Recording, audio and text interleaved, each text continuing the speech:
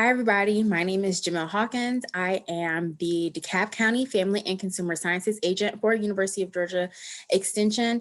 Today, during our Commit to Be Fit class, we're going to be talking about understanding the nutritional facts label. So we know that that could be kind of confusing when you're doing your shopping. And so that is what we're going to talk about today. Again, my name is Jamille Hawkins. So, when choosing packaged food, how do we know if we're making a healthy choice? That's a question that you want to think to yourself when you're in the grocery store. So, pretend that you're shopping, you're being the good parent that you are, you're being the good spouse that you are, and you want to feed your family healthy foods, right?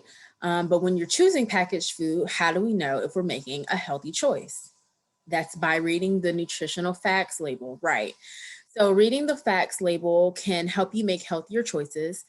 So I want you to think in your head, do you even look at the back of the label sometimes? And that's okay if you don't, and it's okay if you do. So if you are, my guess is that there are one or two things that you look at on the label for the most of the time.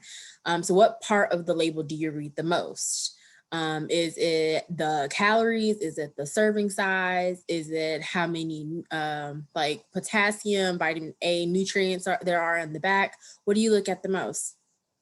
So today in today's lesson, we are going to identify each section of the food label and how to use it effectively, applying the 5% and the 20% daily value quick guide, and then also identifying the changes of the new food label, because there have been a couple of changes. So first, we are going to, you're going to receive this handout in another file at the end, but this is some of the parts of the handouts that you're going to have. And so it's going to be a handout called Understanding the Nutritional Facts Label. So we're going to go through this label. And so I want you to look at this label here and look to see how much is one serving. Is it up here? Is it down here? Is it down here? So one serving of this sample label of macaroni and cheese is actually 1 cup, and it's up here. You see the serving size, it's up here. So is this amount of macaroni and cheese different than what you actually eat? If so, you'll need to add or subtract from the nutrient amounts listed on this list to know how much you really consume, because the nutrition facts are based upon the serving size that's listed. So if the serving size says 1 cup, but you eat 2 cups, which is the entire container or whatever, then you're gonna have to double everything that is on here. So instead of 250 calories, it's gonna be 500 calories. So my next question was going to be how many calories are in the serving, and I got ahead of myself, but the calories you see, it's right here, and then it's 250 calories. So if you eat 2 cups, like I was saying before, how many calories are you going to eat? You're going to eat 500 of those calories. And that is a big difference between the 250 calories and the 500 calories.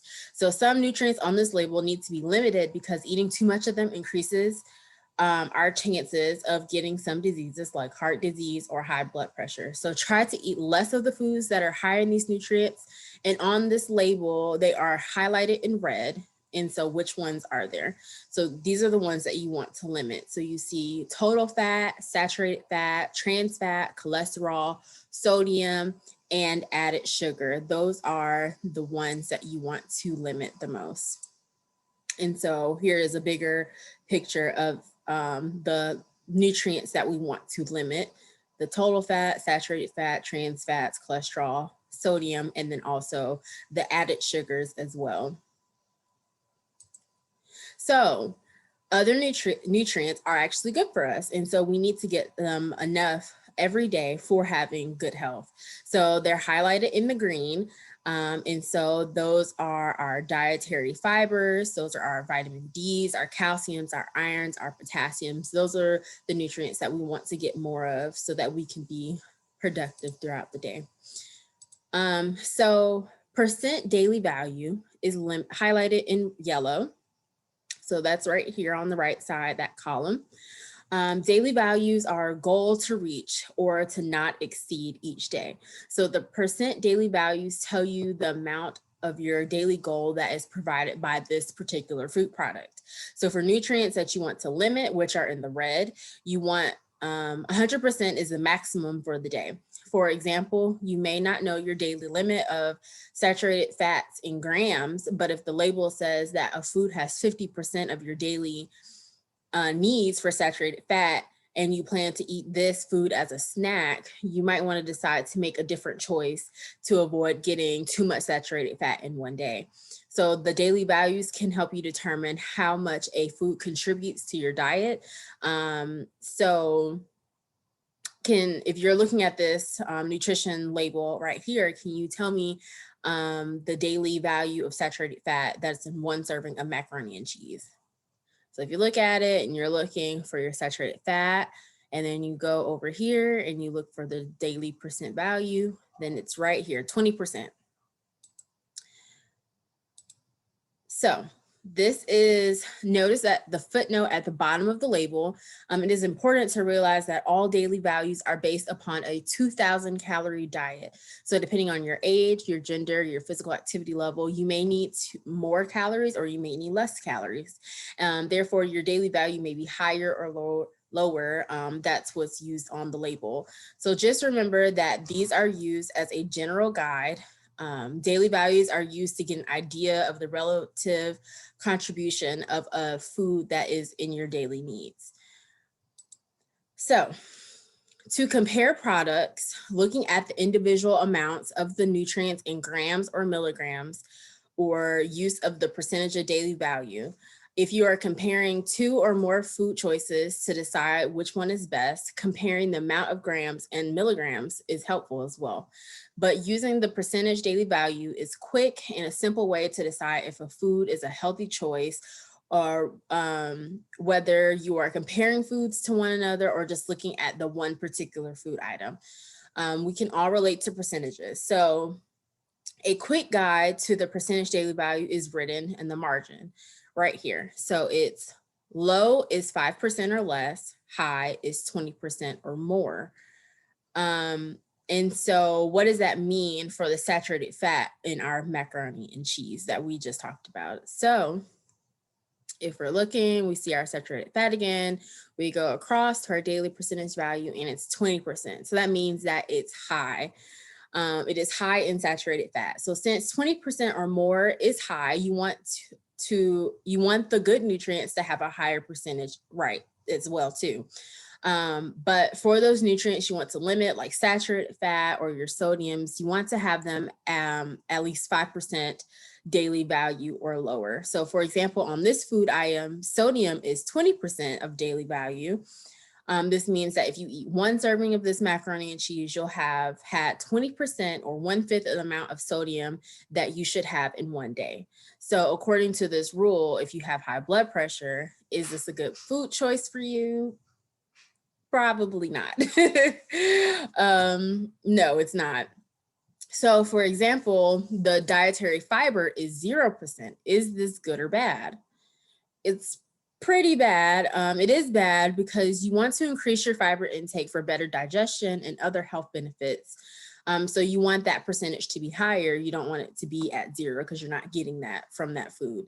So let's try one more example. What about your calcium? Is 15% daily value a good percentage for calcium? Think of it in your head. It's okay. So this food is not high in calcium, but it does contribute to your daily needs. So what we want is to get plenty of calcium in our diet for strong bones. So a lot of you all may thinking, well, what if this is the only thing that I'm having for lunch? You know, you get the microwavable meals or like the mac and cheeses that come in the frozen food aisle. And you're like, well, I'm just going to have this for lunch. So essentially, whether this is a good choice or not depends on the number of servings that you're going to have of that food and what portion of those daily intake this food is. So if that's all that you're having for lunch, we're assuming that 1/3 of their daily sodium intake will come from your lunch. And then a food that is only providing 1/5 of their daily intake can fit. Don't confuse the issue by talking about this. By now you should get that. So just be mindful of when you are buying these foods. So yeah, just be mindful. So here are a list of different nutritional fact labels from different types of chicken noodle soups. There is a chicken noodle soup like the regular kind, no salt added chicken noodle soup, low sodium chicken noodle soup, and chicken flavored noodle soup. These are all different. They're similar, but not the same. So let's put our knowledge to work. So we want to find the percentage of daily sodium on the label of the food items of this slide. So do you remember where those daily percentages are? Okay, so each label is a different type of chicken noodle soup. So from the highest percentage of daily value to the lowest, what is the order of these food labels? Here they are. All right, so chicken noodle soup is 37% daily value of a half cup serving. So 74% is 1 cup actually. Number 2 is the chicken flavored noodle soup, or like a ramen. That's 34% of the daily value of a half cup serving. So 68% is 1 cup. Number 3 is the low sodium chicken noodle soup, and that's 20% of your daily value for 1 cup. And then number 4 is the lowest. It is the no salt added chicken noodle soup with 6% daily value for 1 cup. Are you surprised by this? If you were just shopping in your local grocery store and you're picking up a regular chicken noodle soup, would you stop to compare the different types of chicken noodle soups or even the different types of brands so that you can get the lowest percentage of sodium? So, do you feel now kind of comfortable using that daily percent value? Maybe, maybe not. And that's okay if you don't. It's okay if you have to go through this a couple of times so that you can understand it a little bit more. And if you also have any questions, my email is going to be at the end, and feel free to email me if you have any questions, and I'll be more than happy to help. So the next thing that we're going to be discussing is label lingo. There's all these different types of buzzwords that are on our different foods. And this is going to be another handout that is going to have label lingo on it that you're going to get later. So sometimes terms used on products can be helpful, but they can also be very misleading if you aren't too careful. So here are the most popular terms of food labeling, what they mean. So free contains no amount of or only trivial amount, small traces of a type of nutrient. So examples like fat-free, calorie-free, sodium-free, we've heard those before. Sometimes fat-free is also taste-free as well. And to make up for that, food makers tend to pour other ingredients, especially sugar, flours, thickeners, salt into that product. So if we think that, you're getting something that says fat-free, you think that might be the healthiest choice, but it might be added with extra sugars, flours, thickeners, and salts. And that's where you're going to have to look on that nutritional label so that it's in that.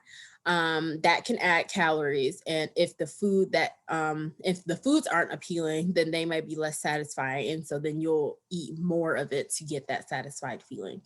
So next is the no sugar added. No sugar or salt added, no salt or sugar added during that processing time that when they're processing the foods. However, this does not necessarily mean that the product is going to be sodium or sugar free. It just means they don't add any extra during that processing time. So low in calories, that means that it's 40% calories or less per serving. For the total fat, that means that it's 3 grams or less per serving. For saturated fat, it's 1 gram or less per serving. Cholesterol is 20 milligrams or less per serving. And then sodium is 140 milligrams less per serving. So the low is all those different items that we want to limit. So the total fat, the saturated fats, the cholesterols, the sodium, that's just a lower or less in that per serving. Reduced means that it contains at least 25% less of a nutrient or calories than the original food. So if the original food is super high in sodium, reduced just means that it's 25% less of that original product that you have. And then good source means it contains 10 to 19% of the daily value of a nutrient. So we said before that 20% is what we kind of want to hit for. 20% or more is high, and that is the what we want and the good nutrients that we want. So a good source is 10% to 19% of that daily value of a nutrient. So here are side-by-side comparisons of the new nutritional facts label and the old nutritional facts label. So some things have gotten bolder, some things have gotten bigger. And so that it kind of points out to the things that we want you all to see. So you might have heard that the nutritional facts have gone some changes. So today we're going to be looking at the new nutritional facts label of all packaged food. There might still be some old labels out there, but over the next year or so, food companies will be using this new label. You'll all have a handout that has the old and the new side-by-side comparison. So you'll get that at the end, but here is a look of what we're going to be looking at. So let's talk about the changes that have been made. So one change that you'll notice is that added sugar is on the new label. That will help you choose healthier food options. Added sugar is a sugar that has added to sweeten a food. It provides no additional healthy nutrients like vitamins or minerals. So that means that we just want less of that. The goal is to spend your added sugar on healthy foods to make them taste better.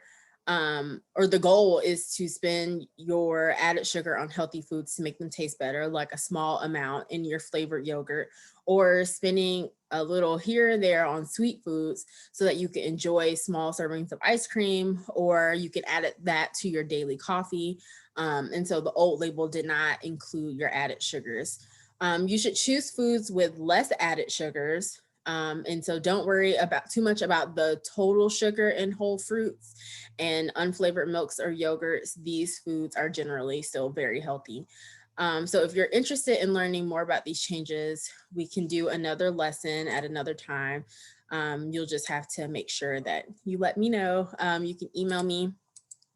And so the last thing that I want to talk about today is just sharing that things that you have learned today. So if you have learned some things today that you just never thought that you knew, or that some things have been updated, and so now you're up to what's happening in 2021, then share them with your family and friends, because that will also help your neighbor. You're helping your extended family. You're helping even the people that are other people that are shopping in your household. So if you have a teenager that goes and shops, then teaching them how to comparison shop or compare the nutritional facts labels will help them make better choices for themselves, so that when they go off and they're no longer in the home, then they're still making those healthy choices for themselves and keeping up those good habits.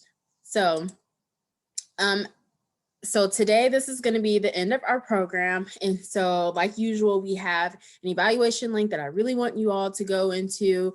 It is short. It won't take you more than 2 minutes. You can click on this link. It's also going to be linked to the other, to the platform that you are watching this on. And so you can go in there and just let me know how I've done. What have you learned? What you want to learn more of. And if you have any questions, my name again is Jamille Hawkins. My email is Jamille, Jamille, Hawkins, HAWKINS @uga.edu. And so today we are still committing to be fit for 2021.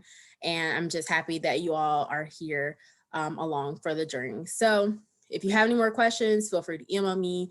Make sure that you hit that evaluation link so that I can know what I need to do better for, and also just to gauge what you all have learned from me.